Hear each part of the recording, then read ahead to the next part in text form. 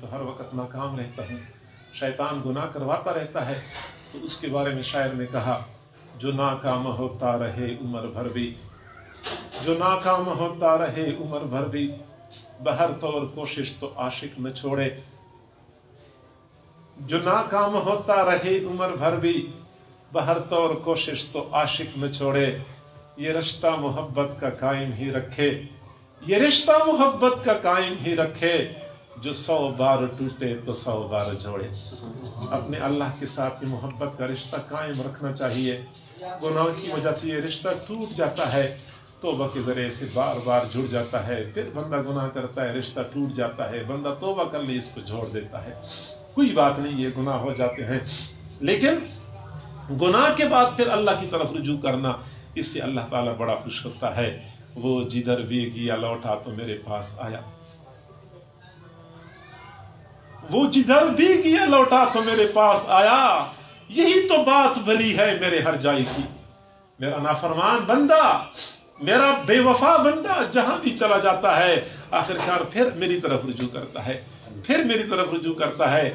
इसलिए मैं अक्सर दोस्तों से कहा करता हूं कि हमें चाहिए कि हम गुनाहों का सिलसिला छोड़ दें।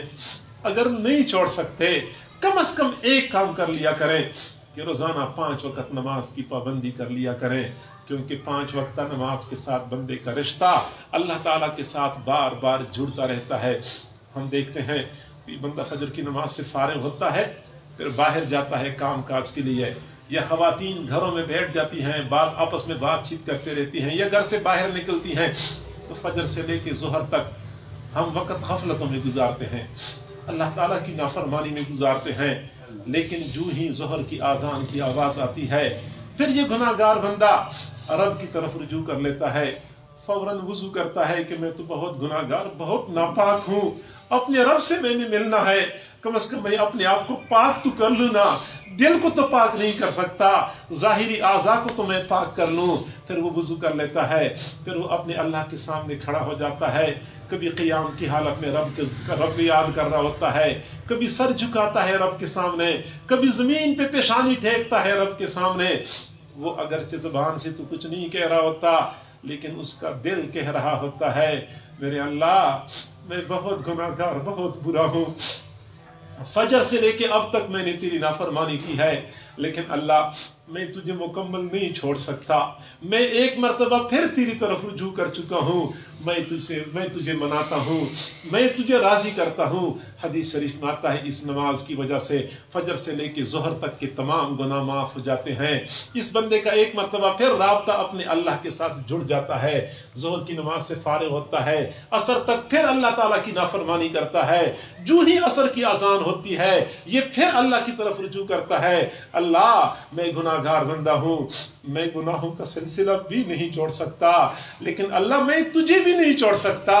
मैं तुझे मनाने के लिए एक मर्तबा फिर आया हूँ, तेरे सामने आजिज़ी करता हूँ। जब ये असर की नमाज पढ़ता है, अल्लाह ताला फिर उसको माफ़ कर देता है। इस बंदे ने फिर मेरे साथ सुलूक कर ली, असर से लेके मगरिब तक ये बंदा फिर गुनाह करता है।